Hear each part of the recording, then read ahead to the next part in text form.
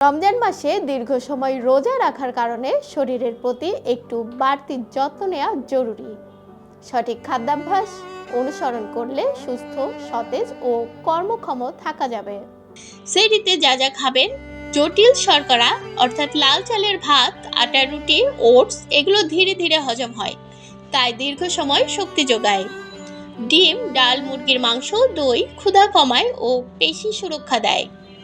সবজি, শসা, ফল কোষ্ঠকাঠিন্য কমায় ও পেট ভরা রাখে। সেহরিতে অন্তত 2 থেকে 3 গ্লাস পানি পান করুন। খুব বেশি ভাজা পোড়া, অতিরিক্ত লবণ ও ঝাল এড়িয়ে চলুন, এতে পিপাসা বাড়ে। ইসলামী সুন্নাহ অনুযায়ী খেজুর পানি দিয়ে ইফতার শুরু করা উত্তম। খেজুর পানি, লেবুর শরবত তাৎক্ষণিক শক্তি দেয়।